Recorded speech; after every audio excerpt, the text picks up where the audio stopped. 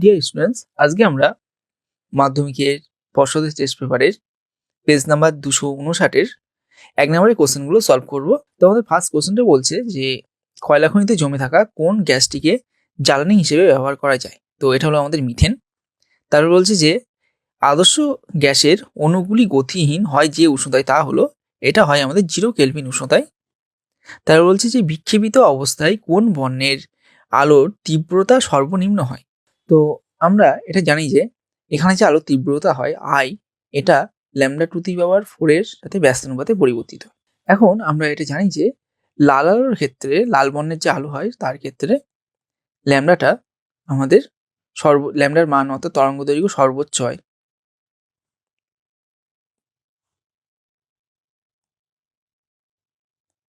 তাহলে আমাদের এক্ষেত্রে আইটা সর্বনিম্ন হবে।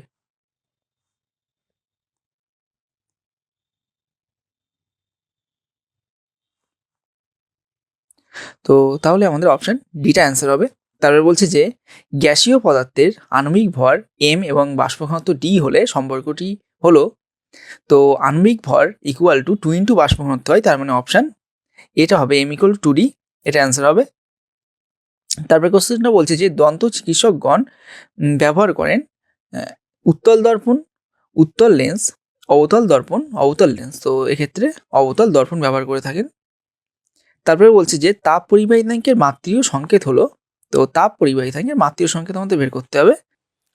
তো এটা আমরা জানি যে কোনো একটা পরিবাহী আছে, এরকম একটা পরিবাহী আছে আমাদের, সেই পরিবাহীর দুই প্রান্তের উষ্ণতা একটা θ1 আরেকটা θ2 যদি হয়, তাহলে আমাদের পরিবাহী এই এই প্রান্ত থেকে এই প্রান্তে যে তাপ যাবে সেই তাপের পরিমাণ কিউ ইকুয়াল টু হয় কে ইন্টু থিটা, এখানে অবশ্যই θ2 আমাদের বড়, তাহলে θ2 মাইনাস θ1 ইন্টু এই যে বার্তা আছে তার ক্ষেত্রফল এ ইন্টু যে যত সময় ধরে প্রবাহিত হচ্ছে টি বাই এই দুটো প্রান্তের মধ্যবর্তী দূরত্ব, এটা এক্স।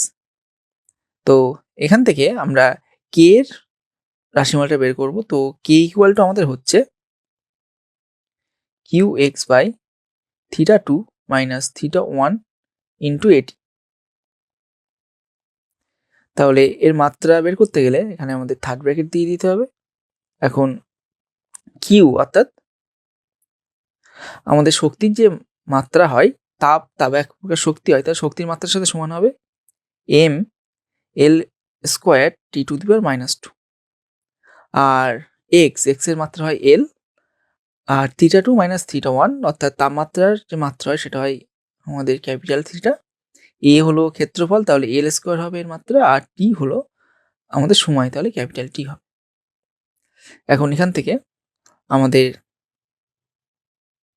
ক্যালকুলেশন করলে আসছে, আচ্ছা ক্যালকুলেশনটা আমি এই সাইডে করছি, কে ইকুয়াল টু আমাদের, তাহলে এখানে একটা মানে এল স্কোয়ার, এই এল স্কোয়ার আর এল স্কোয়ার কেটে গেল এখান থেকে, তাহলে আমাদের পড়ে থাকলো এম এল, এই এলটা থাকলো, আর টিটা উপরে উঠে গেলে টি টু দি পাওয়ার -3 হবে, আর থিটা টু দি পাওয়ার -1। তো এটাই হবে আমাদের এর মাত্রা, তার মানে অপশান আমাদের প্রথমটাই এম এল ইনভার্স বলেছে, তো এটা তো হচ্ছে না। দ্বিতীয়টাই এম এল স্কোয়ার, তো এল স্কোয়ার আছে তার মানে হবে না। তৃতীয়টা এল আছে, টি টু দি পাওয়ার -3 আছে, থিটা টু দি পাওয়ার 1 আছে, তার মানে এটা হবে না, তার মানে অপশান ডিটা আমাদের অ্যান্সার হবে। তারপরে বলছে যে একটি তারের মধ্য দিয়ে তড়িৎ প্রবাহিত হচ্ছে, এই অবস্থায় তারটি টেনে এর দৈর্ঘ্য বৃদ্ধি করলে তারের মধ্য দিয়ে তড়িৎ প্রবাহের মাত্রা কত হবে। তো 1.7, এর অ্যান্সারটা এখানে করছি 1.7। তো বলছে যে একটা পরিবাহীর মধ্যে দিয়ে তড়িৎ প্রবাহ হচ্ছে, তাহলে এই যে পরিবাহীটা আছে তারটা আছে, তারটার দৈর্ঘ্য এরকম ছিল, এটা ধরলাম এল এর দৈর্ঘ্য। এখন এর দৈর্ঘ্য টেনে দ্বিগুণ করা হচ্ছে, তাহলে এর দৈর্ঘ্য হয়ে গেল আমাদের 2L। তো আমাদের জানতে চেয়েছে যে এর মধ্যে দিয়ে তড়িৎ প্রবাহ মাত্রা অর্থাৎ আয়ের কি পরিবর্তন হবে, মানে আগে যদি আমাদের তড়িৎ প্রবাহ আই হতো, এখন আই ড্যাশ হয়, তাহলে আই ড্যাশ ইকুয়াল টু কত হবে। তো আমাদের এখানে দেখতে হবে আমাদের রোধের কি পরিবর্তন হচ্ছে। তো আমরা এটা জানি যে এক্ষেত্রে আমাদের আয়তনের কোনো পরিবর্তন হয়নি, তাহলে এর প্রস্থচ্ছেদের ক্ষেত্রফল আমরা এ ধরে নিলাম আর এর প্রস্থচ্ছেদের ক্ষেত্রফল এ ড্যাশ ধরলাম। তাহলে প্রথমটার যে আয়তন হবে সেটা এল ইন্টু এ ইকুয়াল টু আমরা লিখতে পারি 2L ইন্টু এ ড্যাশ। তাহলে এখান থেকে এল কেটে গেলে এ ড্যাশ ইকুয়াল টু আসছে a/2। তো আবার আমাদের হয় R equal to rho into L/A। তাহলে আমাদের দ্বিতীয় ক্ষেত্রে পরিবাহী রোধ আর ড্যাশ আর প্রথম ক্ষেত্রে আর হলে R dash by R equal to আমরা এটা লিখতে পারি rho into L dash by A dash by rho into L/A। এখানে রো কেটে গেল ইকুয়াল টু আসছে L dash by L into A by A dash. তো এখান থেকে আমরা এ বাই এ ড্যাশ এটা ইকুয়াল টু পাচ্ছি 2, আর এইটা আমাদের এল ড্যাশ, দ্বিতীয়টার ক্ষেত্রে ড্যাশ দিয়ে ধরছি, তাহলে এল ড্যাশ, তাহলে এল ড্যাশ বাই এল এটা ইকুয়াল টু আসছে আমাদের 2L বাই এল, মানে এল কেটে গেলে আমাদের 2 আসবে। তো এবার এখানে আমরা বসিয়ে দেবো, তাহলে এটা ইকুয়াল টু আসছে 2 into A by A dash আমাদের 2 আসছে। তাহলে আর ড্যাশ ইকুয়াল টু 2 আর 2 গুণ করলে 4 হয় ইন্টু আর, তাহলে এটা হলো 4R, অর্থাৎ 4 গুণ হয়ে গেছে, মানে অর্থাৎ আমাদের ক্ষেত্রে বৃদ্ধি পাচ্ছে, তার মানে অপশান এটা অ্যান্সার হবে। তারপরে বলছে যে 5 অ্যাম্পিয়ার তড়িৎ প্রবাহ মাত্রা কোনো পরিবাহীর মধ্যে দিয়ে 30 সেকেন্ড সময়ে প্রবাহিত হলে মোট প্রবাহিত আধান হবে। তো এখানে আমাদের মোট প্রবাহিত আধান কিউটা বের করতে বলেছে, কিউ কত হবে, আর বলা আছে আই ইকুয়াল টু 5 অ্যাম্পিয়ার, আর যত সময় ধরে প্রবাহিত হচ্ছে টি সেটা হলো আমাদের 30 সেকেন্ড। এখন আমরা জানি যে I equal to Q by T হয়, তাহলে কিউ ইকুয়াল টু আমাদের হবে I by T, sorry Q equal to I by T না, আই ইন্টু টি হবে। তো তাহলে আমাদের 5 ইন্টু 30 অর্থাৎ আমাদের হচ্ছে 150 কুলম। তাহলে আমাদের এখানে অ্যান্সারটা হয়ে যাবে, এর মধ্যে দিয়ে যে আধান প্রবাহিত হচ্ছে সেটা হবে 150 কুলম। এরপর আমাদের বলছে যে এই যে রিয়াকশনটা দেওয়া আছে 86 এ 222, এখান থেকে আমাদের তৈরি হচ্ছে 84 বি 210। এই বিক্রিয়াটিতে আলফা ও বিটা কণার সংখ্যা কত হবে আমাদের বের করতে হবে, নিশ্চিত আলফা বিটা কণার সংখ্যা আমাদের বের করতে হবে। তো আমাদের এখানে যে বিক্রিয়াটা দেওয়া আছে সেটা হলো এইটা।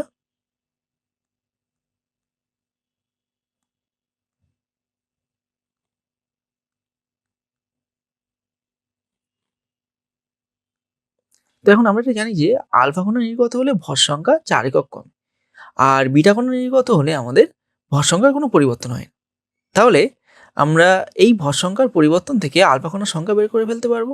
তাহলে ভর সংখ্যার পরিবর্তন কত হচ্ছে, 222 মাইনাস 210 মানে 12। আবার একটা আলফা কণা বেরোলে আমাদের ভর সংখ্যা কমে 4, তাহলে আমাদের এখানে ভর সংখ্যা কমে হচ্ছে 12। তাহলে কটা আলফা কণা বেরোচ্ছে, তাহলে আলফা কণার সংখ্যা হবে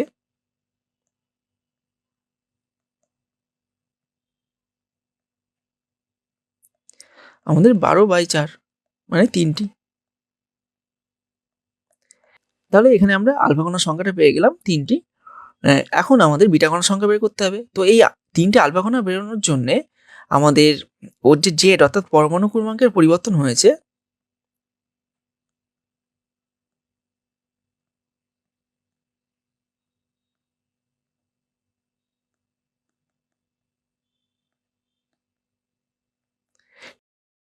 তো সেটা আমরা এখান থেকে পেয়ে যাব। একটা আলফা কণা বেরোলে পরমাণু ক্রমাঙ্ক 2 কমে, তাহলে 3টে বেরোলে আমাদের 3 ইন্টু 2 অর্থাৎ 6 কমে যাবে। তাহলে আমাদের ছিল 86, তার থেকে 6 কমলে হয় 8। তো এখানে আমাদের 80 আসছে 3টে আলফা কণা বেরোনোর পরে, কিন্তু এখানে আমাদের কোশ্চেনে বি এর ক্ষেত্রে 84 দেওয়া আছে, তার মানে আমাদের পরমাণু ক্রমাঙ্ক 4 একক বেড়েছে। তো যদি 4 একক বাড়ে তাহলে আমরা কি বলতে পারি, সেখান থেকে আমরা বলতে পারি যে এখানে আমাদের বিটা কণা নির্গত হয়েছে, কারণ একটা করে বিটা কণা নির্গত হলে আমাদের পরমাণু ক্রমাঙ্কের আমাদের 1 করে বাড়ে। তাহলে 4 একক যেহেতু বেড়েছে, তাহলে আমাদের বিটা কণার সংখ্যা হয়ে যাবে 4টি।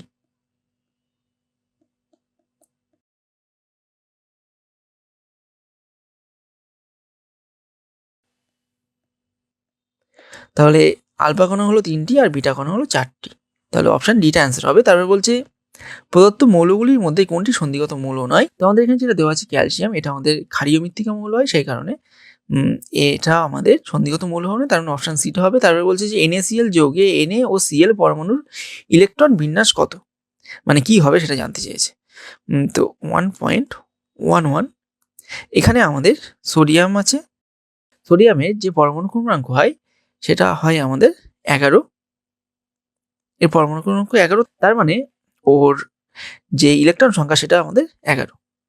তাহলে এইটাকে আমরা এর ইলেকট্রন বিন্যাস করব, তাহলে এর প্রথম কক্ষে 2টো থাকবে, এর পরের কক্ষে 8টা থাকবে, তাহলে 10টা হয়ে গেল। তাহলে আর লাস্ট কক্ষে আমাদের 1টা থাকবে, তার মানে 11টা হয়ে গেল। এটা হলো সোডিয়ামের ইলেকট্রন বিন্যাস। আর ক্লোরিনের যে পরমাণু ক্রমাঙ্ক হয় সেটা হয় 17। তাহলে এর ক্ষেত্রে আমাদের 2, 8, 7, তো এইটা হবে আমাদের সোডিয়াম এবং ক্লোরিনের ইলেকট্রন বিন্যাস, তার মানে অপশন ডিটা আমাদের অ্যান্সার হবে। তারপরে বলছে যে অ্যাসিটিক অ্যাসিড একটি মৃদু তড়িৎ বিশ্লেষ্য, কারণ অ্যাসিটিক অ্যাসিড জলীয় দ্রবণে, তো ফার্স্ট অপশন বলছে তড়িতের অপরিবাহী, তো এটা তো হবেই না। তারপরে বলছে যে সম্পূর্ণরূপে বিয়োজিত হয়, অ্যাসিটিক অ্যাসিড কখনোই সম্পূর্ণরূপে বিয়োজিত হয় না জলীয় দ্রবণে। তারপরে বলছে আংশিকভাবে বিয়োজিত হয়, আর অপশন ডি বলছে বিয়োজিত হয় না। তো বিয়োজিত হয় না এটা ভুল, তো আংশিকভাবে বিয়োজিত হয় এটাই সঠিক, কারণ এ আমাদের মৃদু তড়িৎ বিশ্লেষ্য, তার মানে অপশন সিটা অ্যান্সার হবে। তারপরে বলছে হেবার পদ্ধতিতে অ্যামোনিয়া প্রস্তুতির সময় যে অনুঘটকটি ব্যবহৃত হয় তা হলো আমাদের এপি চূর্ণ। তারপরে কোশ্চেনটা বলছে যে অ্যালুমিনিয়ামের আকরিক বক্সাইটের সংকেত কি, এটা হলো Al2O3 2H2O। তারপরে কোশ্চেনটা বলছে প্রদত্ত কোনটি একটি সম্পৃক্ত হাইড্রোকার্বন। তো সম্পৃক্ত হাইড্রোকার্বন হয় আমাদের অ্যালকেন, যাতে কার্বন কার্বন সিঙ্গেল বন্ড মানে এক বন্ধন থাকে। তো সম্পৃক্ত হাইড্রোকার্বনের আমাদের যে সংকেত হয় সেটা হয় CnH2n+2। এখন আমাদের প্রথম অপশানটাতে 3টে কার্বন পরমাণু আছে, অর্থাৎ n এর ভ্যালু আমাদের 3, তার মানে অপশান এ n=3। তাহলে 2n+2 এর মান হয়ে যাবে 2 × 3+2, তার মানে 3 2 6 আর 2 যোগ করলে 8 হচ্ছে। তাহলে আমাদের ফার্স্ট অপশানটা সিঙ্গেল বন্ড অর্থাৎ অ্যালকেন যদি হতো, তাহলে আমাদের সংকেত হয়ে যেত এইটা C3H8, কিন্তু সেটা হচ্ছে না, তার মানে অপশান এটা আমাদের এখানে হবে না। তারপরে অপশান বি, এখানে আমরা দেখতে পাচ্ছি 2টো কার্বন আছে, তার মানে n=2 হলে আমাদের 2 × 2+2, তার মানে 2 2 4 আর 2 6 হচ্ছে। তাহলে সংকেত হচ্ছে C2H6। তাহলে এটা আমাদের অপশানের সাথে মিলে যাচ্ছে, তো এটাই আমাদের অ্যান্সার হবে অ্যাকচুয়ালি, অপশান বি। তো বাকি দুটো আমরা চেক করে দেখব কি হচ্ছে। তাহলে 3 নাম্বারটার ক্ষেত্রে আমাদের n=2 হচ্ছে। তো n=2 হলে আমরা একটু আগেই দেখলাম এটা হয় C2H6, অপশান বিতেই দেখলাম, তার মানে এটাও হবে না, আমাদের C2 হচ্ছে না, আর ডিটাও তো হবে না, কারণ n=2 হচ্ছে।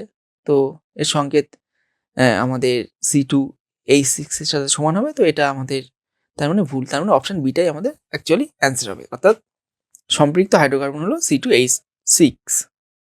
তারপরে কোশ্চেনটা বলছে যে গোবর গ্যাসের প্রধান উপাদান কি। তো গোবর গ্যাসের প্রধান উপাদান হলো মিথেন। তারপর বলছে বায়ুমণ্ডলের কোন স্তরে সর্বনিম্ন তাপমাত্রা লক্ষ্য করা যায়। তো এটা হলো আমাদের মেসোস্ফিয়ার।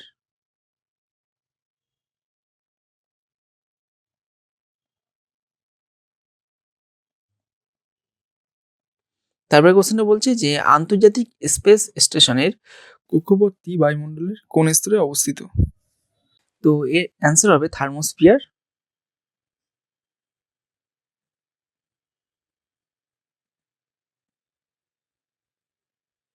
তারপরে কোশ্চেনটা বলছে যে পিভি বনাম 1/v লেখচিত্রের প্রকৃতি কি হয়। তো PV versus 2.3, PV versus 1/v, এই লেখচিত্রটা আমাদের এরকম হয়, একটা মূলবিন্দুগামী সরলরেখা হয়, তাহলে এর অ্যান্সার হবে মূলবিন্দুগামী সরলরেখা।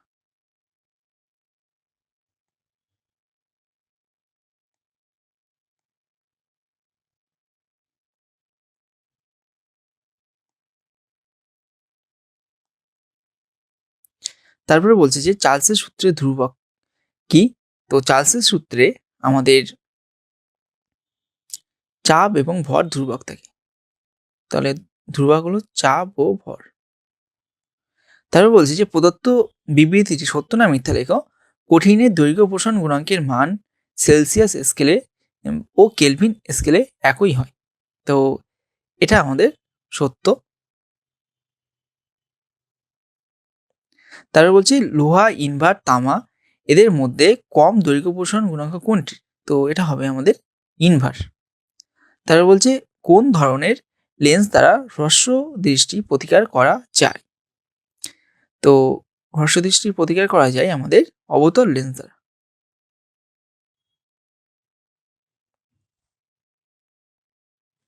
তারপর বলছে যে একটি আলোকরশ্মি অবতল দর্পণের বক্রতা কেন্দ্র দিয়ে গেলে আপতন কোণের মান কত হবে? তো 2.7। এর ছবিটা আমরা যদি আঁকি, একটা অবতল দর্পণ আছে, মানে এইরকম একটা দর্পণ আছে, এর প্রধান অক্ষ এইটা। এখন এটা হলো বক্রতা কেন্দ্র।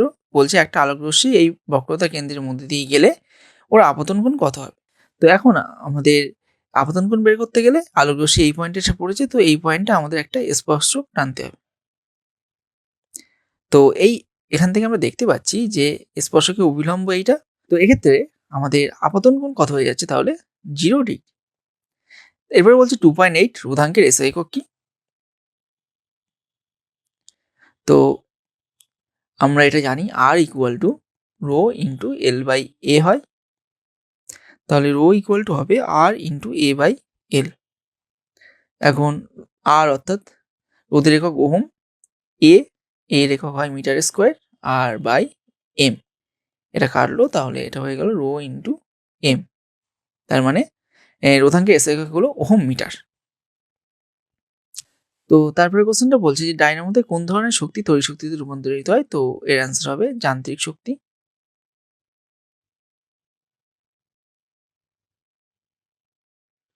তারপর একটা বলছে যে পারমাণবিক শক্তির একটি শান্তিপূর্ণ ব্যবহার উল্লেখ করো।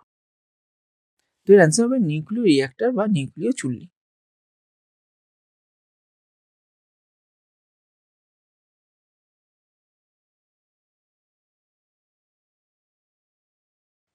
তারপর বলছে যে অথবা গামা রশ্মি হলো ক্ষুদ্র তরঙ্গ দৈর্ঘ্যের ড্যাশ তরঙ্গ। তো এটা আমাদের তড়িৎ চুম্বকীয় তরঙ্গ হয়, তাহলে অ্যান্সার হবে তড়িৎ চুম্বকীয় তরঙ্গ।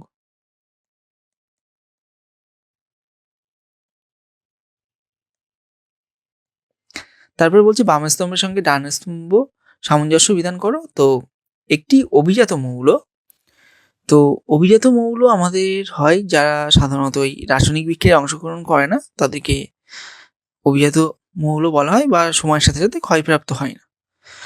তো এক্ষেত্রে আমাদের নোবেল গ্যাস অভিজাত মৌল হতে পারে, তার মানে অপশান ডিটা হবে এর অ্যান্সার। তারপর বলছে সর্বাধিক তড়িৎ ঋণাত্মক মৌল ফ্লোরিন, তার মানে এটা সি হবে। তারপর বলছে আয়রনের মরিচা রোধ করার জন্য যে ধাতুর প্রয়োগ হয় জিঙ্কের, তার মানে অপশান বি হলো। তারপর বলছে ধাতু সংকর ইনভারে যে ধাতুটি সর্বোচ্চ পরিমাণে থাকে, তো এটা আমাদের অপশান এ হবে, তার মানে আয়রন হবে, এটা হলো অপশান এ। তারপর বলছে জল ও বেঞ্জিনের মধ্যে কোনটিতে কেসিএল দ্রবীভূত হয়? তো জলে আমাদের কেসিএল দ্রবীভূত হয়। এরপরে বলছে তড়িৎ বিশ্লেষণের সময় এসি আর ডিসি এর মধ্যে কোনটি ব্যবহৃত হয়? তো আমাদের তড়িৎ বিশ্লেষণের সময় ডিসি ব্যবহৃত হয়। তারপরে অথবা বলছে অম্লায়িত জলে তড়িৎ বিশ্লেষণে ক্যাথোডে 100 ml গ্যাস উৎপন্ন হলে অ্যানোডে উৎপন্ন গ্যাসের আয়তন কত হবে? তো এখানে আমাদের ক্যাথোডে এবং অ্যানোডে উৎপন্ন গ্যাসের যে আয়তনের অনুপাত হয় সেটা হয় 2:1। তাহলে ক্যাথোডে যদি 100 ml আমাদের গ্যাস উৎপন্ন হয়, তাহলে অ্যানোডে কত হবে? অ্যানোডে এর অর্ধেক হবে, ঠিক, যেহেতু 2:1 অনুপাতে আছে, তার মানে 50 ml হবে। তাহলে এর অ্যান্সার হবে 50 ml। তারপর বলছি রূপোর উপর সোনার প্রলেপ দিতে হলে তড়িৎ বিশ্লেষণ রূপে কি ব্যবহার করা হয়? তো 2.14 রূপোর উপর সোনার প্রলেপ দেওয়া হচ্ছে, তাহলে তড়িৎ বিশ্লেষ্য হিসেবে আমরা পটাশিয়াম অরোসায়ানাইড ব্যবহার করব।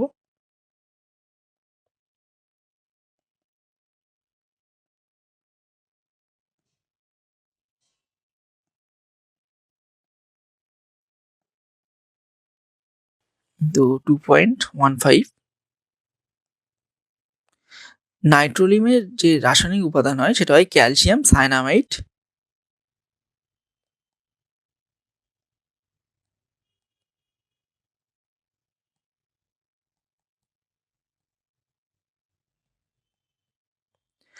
আর আমাদের কার্বন, এর মিশ্রণকে আমরা এই নাইট্রোলিম বলে থাকি। তো ক্যালসিয়াম সায়ানামাইডের সংকেত হয় CN2, আর কার্বনের সংকেত C। এরপরে আমাদের বলছে ইউরিয়া উৎপাদনে ব্যবহৃত দুটি পদার্থের মধ্যে একটি কার্বন ডাইঅক্সাইড, অপরটি কি? তো অপরটি হলো আমাদের অ্যামোনিয়া। তো এর অ্যান্সার হবে অ্যামোনিয়া, NH3।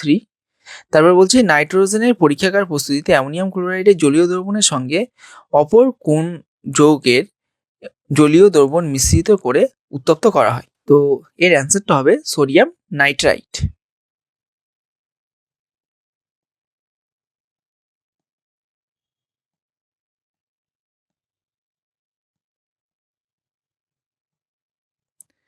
আর এর সংকেত হয় NaNO2।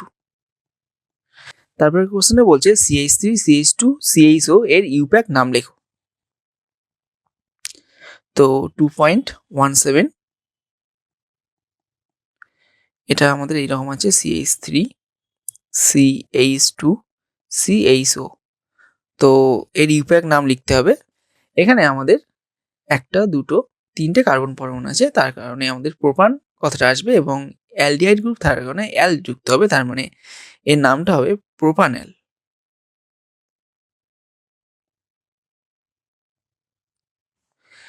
তারপরে কোশ্চেনটা বলছে এর অথবা যে 1122 টেট্রা ব্রোমো ইথেনের গঠনমূলক সংকেত লেখো। তো 2.17 এর অথবা আমাদের ইথেন বলেছে, তার মানে দুটো কার্বন থাকবে। আর 1122, তো প্রথমটা আমরা 1 নম্বর কার্বন বলছি, আর দ্বিতীয়টাকে 2 নম্বর কার্বন বলছি। তো এদের 3টে করে হাত থাকবে। এই 3টে করে হাতের মধ্যে 1 নম্বরে আমাদের দুটো ব্রোমিন যুক্ত হবে, যেহেতু ব্রোমো আছে। তো এখানে আমরা দুটো ব্রোমিন দিলাম, একটা ব্রোমিন, দুটো ব্রোমিন, আর দুটো ব্রোমিন 2 কার্বনে যুক্ত আছে, মানে 2 নম্বর কার্বনে দুটো ব্রোমিন আছে। আর বাকিগুলোতে আমাদের হাইড্রোজেন বসে যাবে। তাহলে এই 1122 টেট্রাব্রোমো ইথেনের গঠনমূলক সংকেত হবে আমাদের এইটা। এরপর বলছে একটি বায়োডিগ্রেডেবল প্রাকৃতিক পলিমারের উদাহরণ দাও। তো এটা হলো আমাদের স্টার্চ, প্রোটিন, এগুলো সব আমাদের বায়োডিগ্রেডেবল পলিমারের, প্রাকৃতিক পলিমারের উদাহরণ।